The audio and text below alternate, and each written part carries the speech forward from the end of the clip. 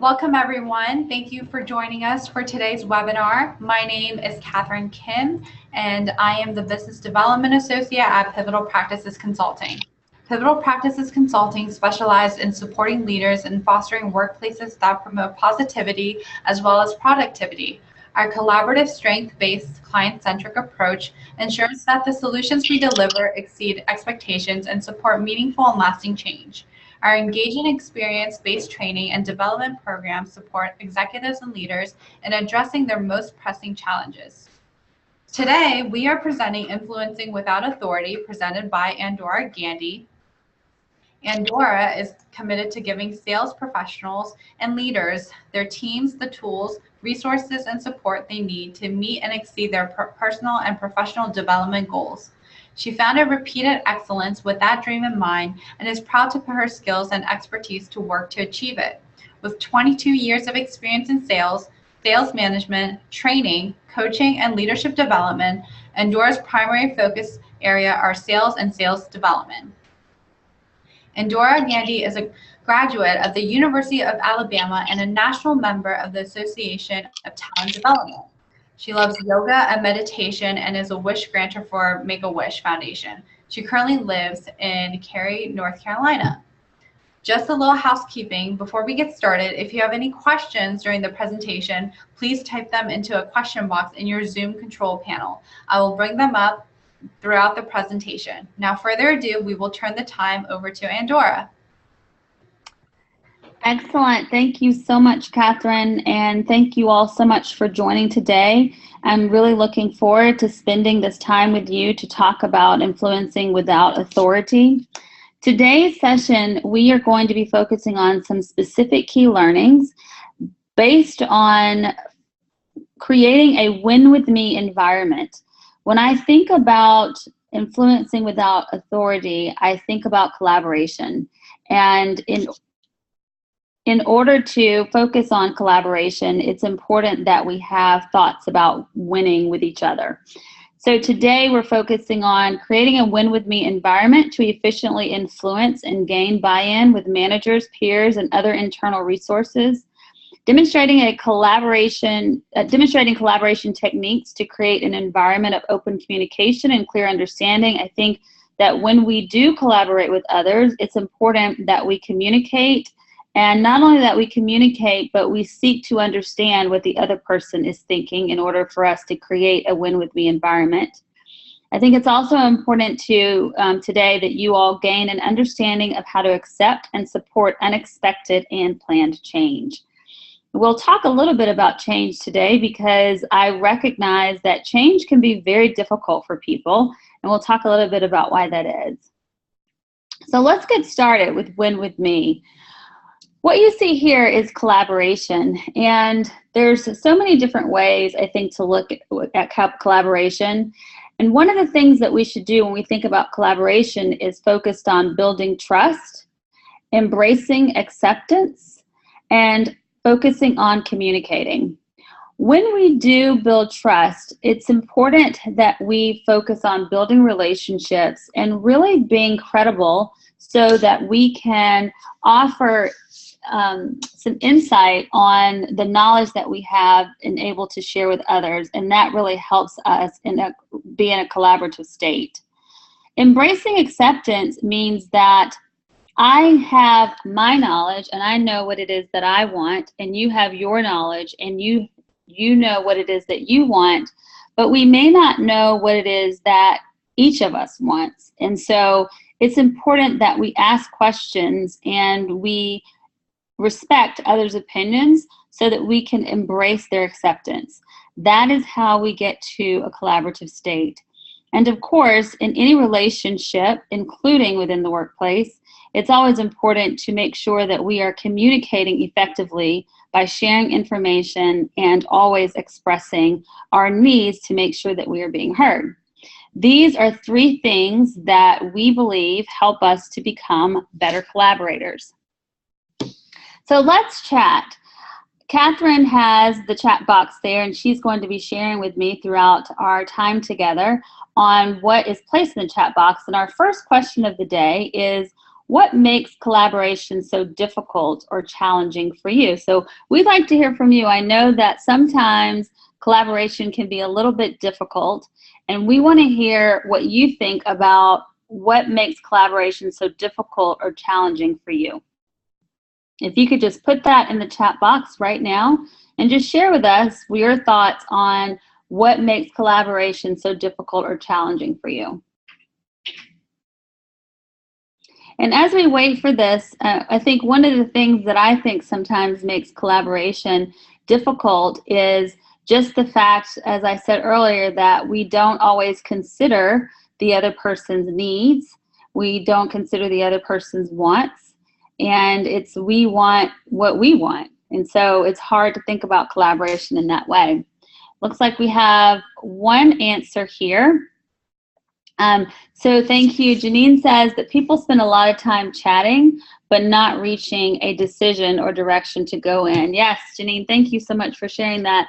I think that's very true. I think a lot of times when you're trying to get to a point of collaboration, people do talk a lot, but when can the decision be made? So I think with collaboration, it's important to not only collaborate and talk to each other and get information, but figure out what those next steps are. What's going to happen next? What are you going to do? And what am I going to do? Thank you, Janine, for sharing that.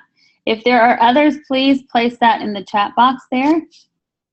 And if not, we will move forward. I'll give you all just a couple seconds there. We have one more. I love it when people put information in the chat box there. Marcus, thank you for answering. Marcus says, the inability for others to understand my perspective. That's one of my favorite things. And so Stephen Covey, in his book, The 7 Habits of Highly Effective People, I think it's habit number 5. The title of that is Seek First to Understand Before Being Understood. And a lot of times we want people to understand us first before we understand them. And I think in this particular book, when Stephen Covey talks about seek first to understand before being understood, of expressing how critical and important it is to make sure that we first understand what someone else is saying to see where they're coming from, like Marcus says here, about understanding his perspective, and then making sure that we also understand the other person's perspective as well. That is a very clear point. Thank you so much, Marcus, for sharing. If there are others, please put in the chat box. Okay, great. Let's move on. So we know, thank you all for sharing this. We know that sometimes collaboration can be just a little bit difficult. It can be hard to focus on collaboration. So there's a few ways, and I also would like for you all to put, you've shared what you thought about collaboration with being hard. One is focused on poor communication. And when we think about poor communication, one of the things that I want to make a point on there is we can either, if we think about the conflict resolution styles, if any of you are familiar with those elements, one is avoidance, and one is accommodating, and one is competitive, and one is compromising. And when I think about poor communication, I think about those conflict resolution styles because sometimes we might feel a little bit fearful of actually communicating to someone how we feel about something. So we either avoid them, we don't want to deal with it, but we all know that if we are avoiding something, then it could possibly blow up into something bigger at a later date. And then we might actually accommodate because we still at that point may not want to deal with the situation, or we want it to go away, so we just accommodate with what the other person wants. So if we would practice better communication skills and really get over the elements of being fearful of what the other person might feel or damaging the relationship, which is another thing that sometimes people struggle with collaboration, is that if you feel as though there is poor communication or you're trying to collaborate on something and they don't understand your perspective, you don't want to damage the relationship in some way. Another reason that collaboration can be hard is the fact that there's perception. So Marcus just made reference to this earlier, is that we have different thinking. So I'll use Marcus as an example. Marcus is a man and I am a woman, and so we might be a little bit different in some way just because of who we are. But not only that, but Marcus and I did not grow up in the same household. We did not live in the same places, so we have different experiences. And sometimes it's really difficult to understand someone else's perspective because of that. I can't understand where Marcus is coming from because I don't have his same experiences, and he might not be able to understand where I'm coming from because I don't have his same experiences.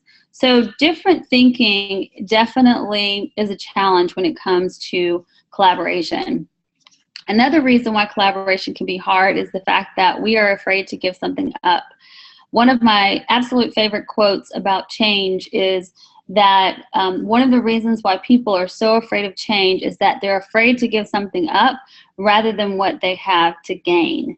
And when two people or a group of people come together and one side is thinking one way and the other side is thinking another way, it could be a challenge to collaborate because both sides are fearing what they have to give up, when in actuality, you might not have to give up one single thing. And we're going to talk about that because sometimes we are fighting in quotation marks over something and we actually want the same thing. The fourth reason is that feelings are very important, and our own feelings are important. And sometimes when we come into a state of collaboration, we start to think that my ideas are important. I came up with these ideas. I've been working really hard on these ideas, and my feelings about what I'm about to reveal are very important to me.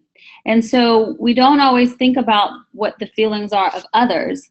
However, I think in just a few moments as I share with you, you'll recognize that sometimes we really do have to take a look at the bigger picture and think about the other person and not always think about our own feelings. And the last thing I think you all could probably definitely resonate with is the fact that we don't want to give up control. I just recently did a training this week for a group of people, and we talked about the 3 spheres of control, influence, and no control. There are many, many things that we have control over. There are some things that we can influence, and then there's absolutely a lot of things that we have absolutely no control over. But many of us, whether we recognize it or not, or are aware of it, might be what some people might call control freaks. And sometimes collaboration is hard because we don't want to give up something that we worked so hard for. And we might feel as though if we merge with someone else or if we pass it over to someone else, then we're relinquishing control, and the results and the outcomes, are not going to be the way that we had expected it to be. So these are just some of the different ways that collaboration can be hard. And now I want to talk a little bit about how we can work towards becoming better collaborators. I want to share with you just information about an orange. We're going to talk a little bit about fruit today. So let's talk about an orange. Whether you eat an orange or not, typically when people eat an orange or want an orange, let's say that I have an orange and you all are on your end and I'm on my end, and we are fighting over this orange. We both want this orange. Now, you might say that you want the orange because you want to eat the orange. It's delicious. It's got all of the good meat inside, so you want to eat it. Well, we're fighting over this orange, but I actually, even though I absolutely love oranges, I eat them all the time, I actually don't want the orange to eat it. I actually want the orange because I want the outside of it. I want to get some of that and really enjoy cooking. I think it's really relaxing. And so I want to get some of the zest off of the orange so that I could make a cheesecake. I'm going to use that zest for a cheesecake. In this way, we have worked together and we've asked each other questions. And we don't have to fight over the orange anymore because we want the same thing, but we want it for different reasons. I want the orange because I want to cook with it. You want the orange because you want to eat it. And that is a perfect example of perception. And it's also a perfect example of feeling as though having our own feelings, as we just talked about, of feelings are important to us. We rarely ask questions about what it is or why someone else feels a different way. And so with the orange example, if I had asked you all why you wanted the orange and you had asked me why I wanted the orange, then we would have easily come to a conclusion that yes, we want the orange, we want the same thing, but we actually want it for different reasons. And so that's a perfect example to show you how critical and how important it is to make sure that in order to collaborate, that you first think about what kinds of interests do you both have? What is it that you want? What are you most interested in? And what is it that the other person wants? Just because positions are different, it doesn't mean that interests are always going to be different. So when you're trying to get to the interest, you're trying to find out why or why not. Why do they want something or why do they not want something? There could be multiple interests, but the most important thing is to make sure that you try to find some common ones. Where can you find common grounds? Because of the fact that some people have different perceptions and different perspectives and different experiences, that means that people are sometimes going to have different opinions about something, and that's totally okay. But we also need to think about where can we find some of those commonalities. And the only way that we're able to find those commonalities is by asking questions and digging deep and trying to figure out exactly where they are so they can also understand where you are. And the last piece of that is acknowledging their interest as a part of the problem in order to help you get to the final solution.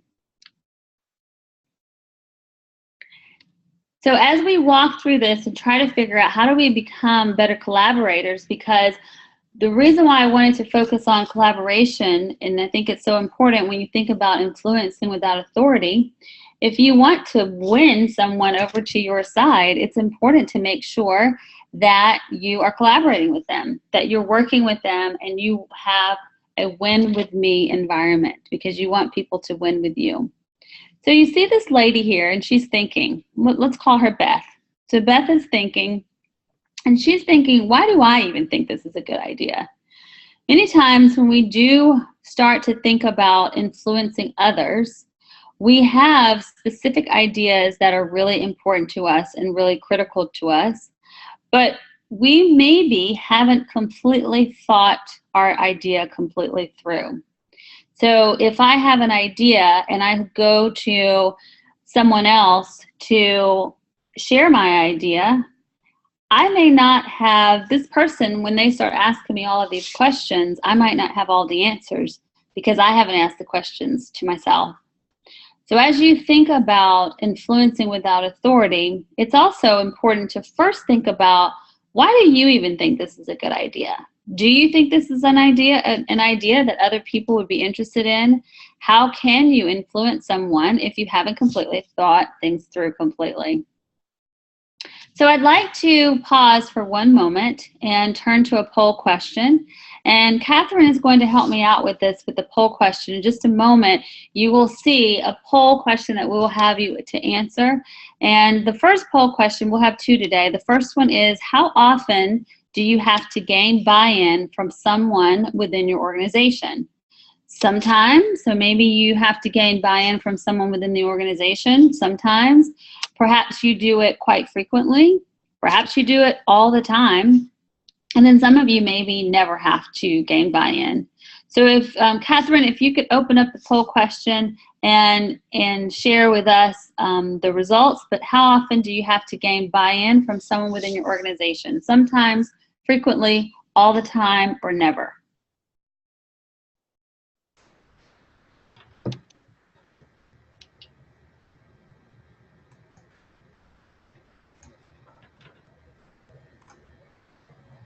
So no one said sometimes. For frequently, 67% of the attendees said said this, and 33% said all the time. And no one answered for the never portion. Excellent. So thank you so much, Catherine, for doing that. So a majority of you frequently have to gain buy-in from someone within the organization. And if you all could put in the chat box, what do you think is the difficulty in gaining buy-in? So what is the difficulty in gaining buy-in? 67% of you said frequently, and 33% of you said all the time you have to get buy-in. So I'm sure with those numbers that sometimes you have a challenge with getting buy-in. What is the biggest challenge with gaining buy-in from someone within your organization? If you could just put that in the chat box, your biggest challenge with gaining buy-in from someone within the organization.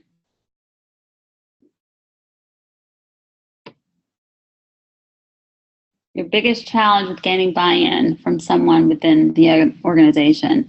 I think sometimes one challenge could just be that people don't have a lot of time. You don't have a lot of time to share your idea, maybe. It could be that you can't get to the right person. That might be a challenge.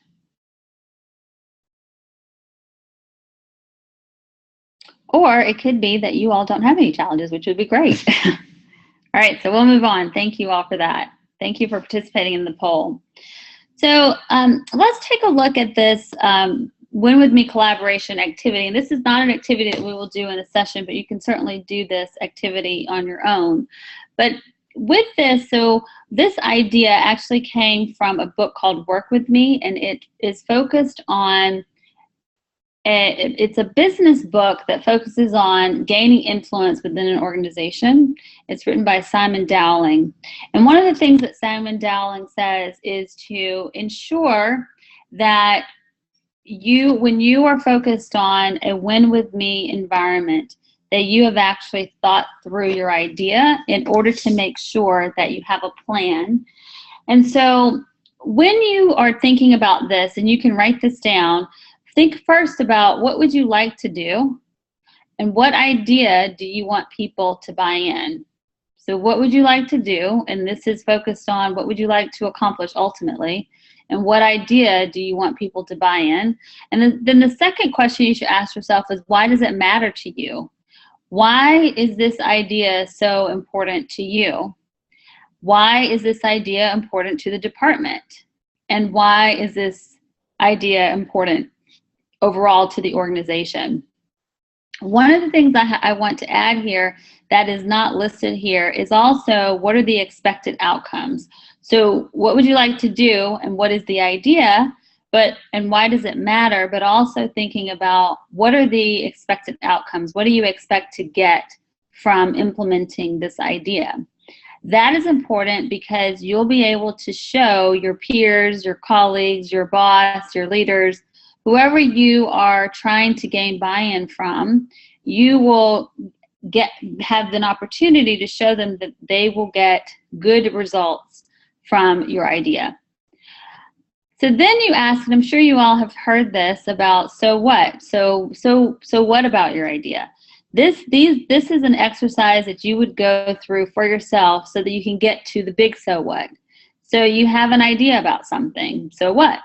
And then another so what, and then asking yourself a big so what. And I'm going to show you an example of what that might look like.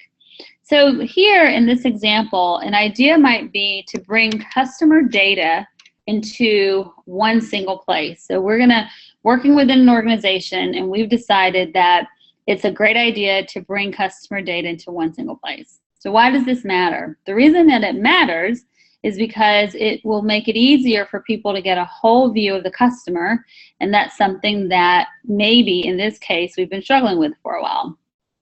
So the first thing you ask yourself is, so what? So why does that, what does that mean exactly? So otherwise we miss opportunities. And then you ask yourself, so what again? We might lose customers, market position drops, revenue drops, and morale drops. And then the big so what is the fact that this project is about protecting our market position as a premium supplier in the market. Without being able to look our customers in the eye and say we have a whole view of them, we shouldn't be surprised when our competitors come in and snatch customers from under our nose.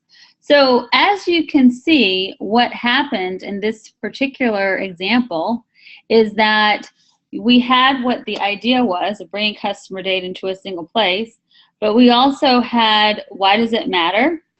Focusing on making sure that it was easier for people to get a whole view of the customer. But then this person went through and asked themselves, okay, so what? What does that matter to? What will that matter to the people I'm speaking with? And then another so what, so you can get to the big so what. I think the reason why this is important is because when you have an idea about something, it can be so close to you that there are certain things that you don't ask yourself about.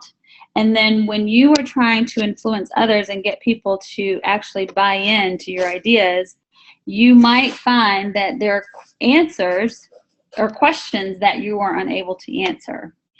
Having this so what and saying so what again and then getting to the big so what helps you to dig a little bit deeper to really figure out what it is that you're trying to focus on and what it is that you're trying to accomplish. So I hope that that piece was helpful to you of trying to figure out how do I get to my idea and how do I make sure that I have the information well enough and know the information well enough so that when I am ready to influence others, that I have all the information that I need to do that. Okay, so let's make a very quick transition to leading change, which actually goes very well into influencing without authority.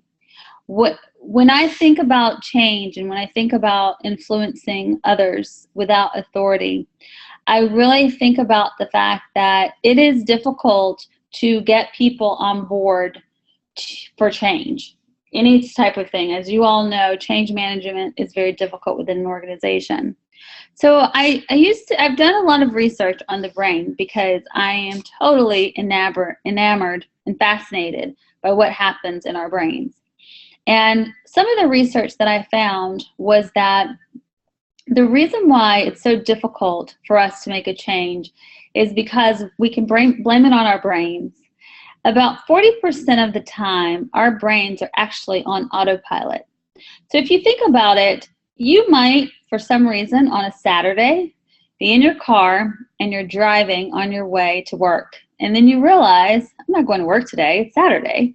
And the reason why is because you drive to work every single day in the same direction, and your brain is totally autopilot. There are routines that you have in the mornings at breakfast. You may go and have breakfast, or you might have a cup of coffee, or you might take a shower first and you brush your teeth next. Whatever your morning routine is, whatever your afternoon routine is, a lot of those things don't ever change. And the reason for that is because we are on autopilot. A lot of the time we're on autopilot. We don't ever really think about walking. I never say I'm going to put my right foot in front of my left foot. I just start walking. So that is something that my brain is just accustomed to doing. It's the same way with change. Many times it's really difficult for us to change because our brains like it. Our brains are very comfortable with just staying stagnant and not changing. That's why if you wanted to lose 20 pounds in the next 2 weeks, it would be impossible unless you did something differently tomorrow than you did today. So I want to just talk for just a moment about change and how to lead change, because people can't change unless, first of all, they want to. And second of all, sometimes we might get frustrated when we're trying to influence others as to why they can't come over to our side because of the fact that their brain might be on autopilot. So we have to be mindful of that. And we have to spend a great deal of time asking specific questions so that we can ensure that we are finding out their interest, as we talked about in the orange scenario. So I have another poll question here, and I'll ask for Catherine's help on this particular poll question. And on this question, I want to ask you all, how open are you to embracing change within your organization?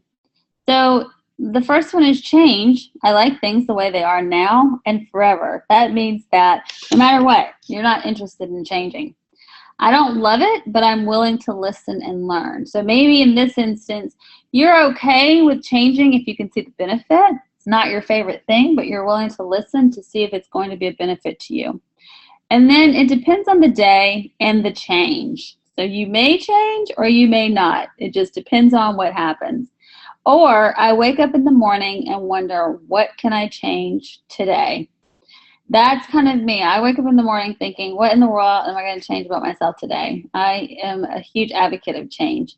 So Catherine, if you could bring out the poll box and please help with the poll question here. And if you all could just let us know, change, I like things the way they are now. I don't love it, but I'm willing to listen and learn. It depends on the day and the change, or I wake up in the morning and wonder, what can I change today? I'm anxious to hear what you all think about change.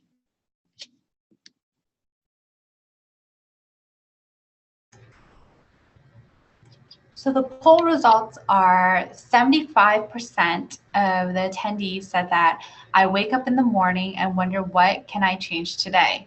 And 25% has said it depends on the day and the change. Excellent. Catherine, thank you so much for doing that. And to the group, thank you all so much for participating in the poll. And I am very excited because even though some of you said that it depends on the day and the change, I think that it sounds like we are all focused on embracing change in a very positive way. And I'm very excited to be amongst you all today. Thank you for that. All right, so let's chat a little bit more. What do you think people must do? And you can put this in the chat box. What do you think people must do first in order to embrace change? What do you think that people must do first in order to embrace change? What do people have to do if they are going to embrace change? If you could just put that in the chat box of what do you think people can do first in order to embrace change?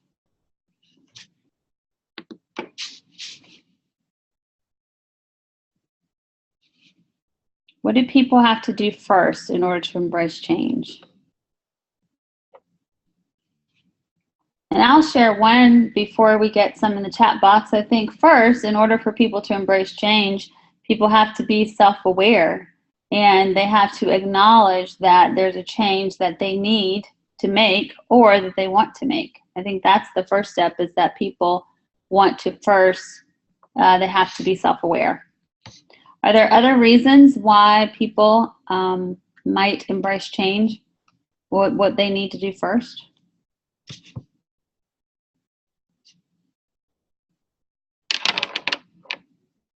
Okay, excellent. We'll continue to move on. So I think I just shared this quote with you all. Change occurs when the pain of the remaining the same is greater than the pain of changing. This quote is, again, one of my favorites because of the fact that people do find it very difficult and they're afraid of what they, sometimes, not all people, are afraid of what they might have to give up. And so what happens is that if people can start to think about what could I possibly gain or what could I possibly lose if I don't change, then it becomes a little bit more painful and people are a little bit more able to embrace it in a more positive way. So let's look at the difference between change and change management, because as we think about influencing without authority, it will be important to recognize how do we focus on change whether we are a leader or not. And in this case, if we're feeling without authority, we still can be a part of change and change management. So if we look at change, change is actually focused on moving from a current state to a future state. And then change management is about supporting individual employees impacted by that particular change. So change management might be there's a newly documented and managed processes that are executed by someone, or there's a new integrated database that will be assessed by someone, and that's going to affect their job. There are employees in the newly merged organization that must work differently, or the new product will impact how someone does their job. So there's a difference between change and change management, and I think when we focus on influencing others without authority, it's important to recognize what's the difference. So change is focused on moving from a current state to a future state, and that transition in between can be a little bit of a challenge because you're trying to move from one state to the other, and the transition is where some of it gets a little bit rocky.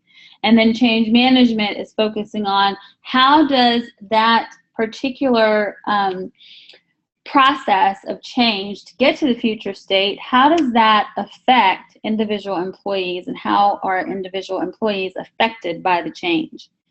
Now, what I'd like to share with you now are 2 ways to take a look at how unexpected change and planned change, of how those 2 things look. So with unexpected change, we want to focus on several questions. First, I might ask myself, what exactly is happening and how does it affect my world? When you think about unexpected change, that means that you go to work one day and your world falls apart because some type of event has happened and you don't always know how to handle the situation. So when this unexpected change comes, let's say that it could be that your new boss is leaving and you just found out about it today, and now you have a new boss coming in. So you might ask yourself first, well, what exactly is happening and how does it affect my world? So you ask yourself that question. If it's a new boss, so what is happening? Well, the boss is leaving. How does it affect my world? Well, it could affect my world in a big way, especially if I had a really great relationship with my boss. And I don't know who this new person is. This new person is coming from outside of the organization. So it could potentially affect my world in a big way. What am I able to control? Well, I'm only able to control how I feel and what's happening with me. This is a new boss coming in, so I can continue to do my job because I can control those elements. How must I adapt? I have to adapt in some way, and I can get to know who my new boss is. I can find out a little bit about him from someone else. But again, right now, it doesn't look like my job will change that much until I meet this person, until this person gives me some new directives. What are my options for moving forward? I have several options. I just continue to work. If I find at some point that my job, I'm not communicating effectively with my new boss, I could possibly change jobs, or I could possibly move to another location. What have I lost? At this point, if it's a new boss, I lost my boss that I liked so much. But what I have to gain is possibly a new boss that I like just as much or even better. So sometimes I like these questions when you're thinking about unexpected change. And the reason why I like these questions is because when we are thinking about unexpected change, or when unexpected change happens, excuse me, when unexpected change happens, we may start to panic. And I think by asking these specific questions to yourself about what is happening, what am I able to control, will help to lower some of the anxiety about those. And I'm sorry, I had a little bit of a coughing fit, so I turned it down for just a minute.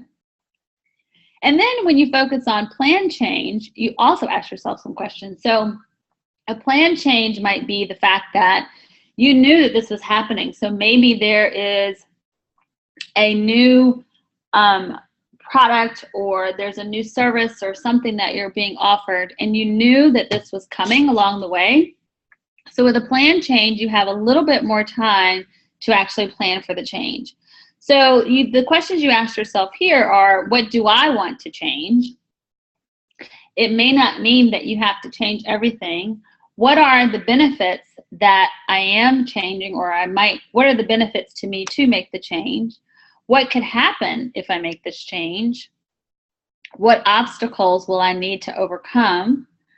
What do I need to change to make this work for me and my team? And who will be most affected? And I love these questions because either way, whether we get unexpected change or planned change, it's always important to note that either way, no matter what, we start to get a little anxiety, even with planned change. But when we sit back and we really ask these questions, we are able to identify within ourselves what we're feeling and really focus on how we can accept and embrace the change that is coming to us. So I hope these questions will be helpful to you for when an unexpected or planned change comes your way. So the last thing that I want to focus on is talking about how to get the team on board. So, of course, if you're influencing without authority, you want to make sure that you are the influencer. So you might be influencing another person who would then become your first follower or your advocate. So you want to establish a first follower group. And that first follower group is the person or the people who are going to be your advocate and who will go and be evangelists for your particular idea. So when you have a great idea and you want to share it, or when you want to get buy-in from someone within your organization, find someone else within the organization who will support your idea. Find someone within your organization who will be an advocate, who believes in your idea, who has bought into your idea. After you find that first person, that first follower, communicate and share what's in it for them and how it will affect them. So making sure that you're communicating, which was one of the key points of collaboration that we talked about when we first started, is communicating and sharing what's in it for them, how will this help them, and how it will affect and impact their lives. You also want to focus on developing strategies to direct the change. So when we do our win with me and our big ideas and the so what ideas, we want to make sure that we have a strategy to make sure that we're directing the change appropriately. And then we want to communicate again. There can never be too much communication. Sometimes I guess you could over communicate, but in this case, when you're trying to get a first follower, when you're trying to get people to buy into your ideas, it's important to communicate and then communicate again, because as we talked about earlier, people have different perspectives and they may not always understand what you're trying to get across. Always ask for feedback, and the asking for feedback is not just on the idea of getting buy-in, but it's also focused on the collaboration piece. That if people we talked earlier, Marcus brought this up earlier about different perceptions. If we all have different perceptions and we have different perspectives, it's important, as we talked about, going back to the orange, to ask for feedback. Not always just telling what it is that we want, but asking for feedback of what people think about our own ideas. Create short-term wins, making sure that we have small wins along the way so that we can make sure that we can get the team on board. Creating an acceleration plan and monitoring consistently. That acceleration plan just helps us to see where we are going, how far it's taking us to get there, and if we're really making some really good consistent progress.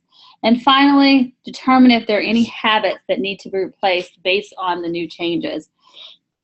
That is my favorite one, because whenever you are trying to get buy-in from someone, or you have a great big idea that's going to help within the organization, there might be some specific habits that we need to change in order to focus on the new changes that are coming into place. So that is a very critical and important one. Okay, so before I go, I have a video to show you that is a first follower video. You may or may not have seen this video. And before I close out my part, before I pass it over to Catherine, I would like to ask if anyone has any questions, and if you do, please place it in the chat box. Any questions or comments about influencing without authority?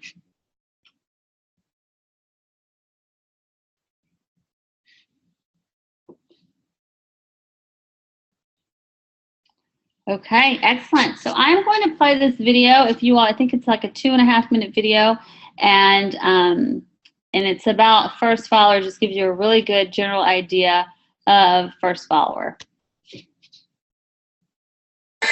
If you've learned a lot about leadership and making a movement, then let's watch a movement happen start to finish in under 3 minutes and dissect some lessons.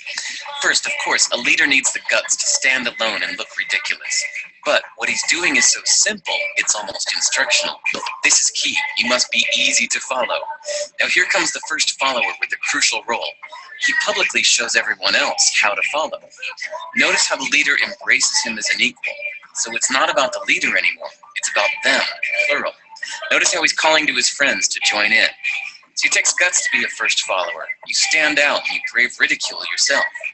Being a first follower is an underappreciated form of leadership. The first follower transforms a lone nut into a leader. If the leader is the flint, the first follower is the spark that really makes the fire. Now here's the second follower. This is a turning point. It's proof the first has done well. Now it's not a lone nut and it's not two nuts. 3 is a crowd and a crowd is news. A movement must be public. Make sure outsiders see more than just the leader. Everyone needs to see the followers because new followers emulate followers, not the leader. Now here come 2 more people, then 3 more immediately. Now we've got momentum. This is the tipping point and now we have a movement. As more people jump in, it's no longer risky. If they were on the fence before, there's no reason not to join in now. They won't stand out, they won't be ridiculed, and they will be part of the in crowd if they hurry. And over the next minute, you'll see the rest who prefer to stay part of the crowd, because eventually they'd be ridiculed for not joining. And ladies and gentlemen, that is how a movement is made. So let's recap what we've learned. If you are a version of the shirtless dancing guy, all alone, remember the importance of nurturing your first few followers as equals, making everything clearly about the movement, not you. Be public, be easy to follow. But the biggest lesson here, did you catch it? Leadership is overglorified. Yes, it started with the shirtless guy, and he'll get all the credit, but you saw what really happened. It was the first follower that transformed a lone nut into a leader. There's no movement without the first follower. See, we're told that we all need to be leaders, but that would be really ineffective. The best way to make a movement, if you really care, is to courageously follow and show others how to follow. When you find a lone nut doing something great, have the guts to be the first person to stand up and join in. Okay, so I hope that that video really resonated with you. I think that no matter if you have people that report to you or not, you are all leaders within your organization. And as you saw here in this video of how critical and important it is to make sure that you always have that first follower as you continue to influence without authority and also continue to lead change, always know that having an advocate, having someone that you can collaborate with and become your first follower definitely helps you to go a long, long way. Thank you all so much for joining today. It has been a pleasure speaking with you about influencing without authority. We hope that you gained a lot of good insight and just some little nuggets that might help to resonate with you. I would ask that you might write just one thing down that you took away that you can take with you today and tomorrow and next week as you focus on influencing without authority. And I will now pass it over to Catherine, and she will give you some more details about future webinars.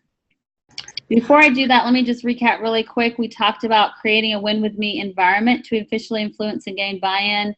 We demonstrated a collaboration technique to create an environment of open communication. And then we focused on gaining an understanding of how to accept and support unexpected and planned change. Thank you so much. Catherine, would you share some additional information about future webinars? Of course, but before I do that, Andor, there were actually a couple questions that came up. So Marcus asked, how do you apply change to current racial division in the country indicative in our workforce? Okay, I'm sorry, can you repeat that question?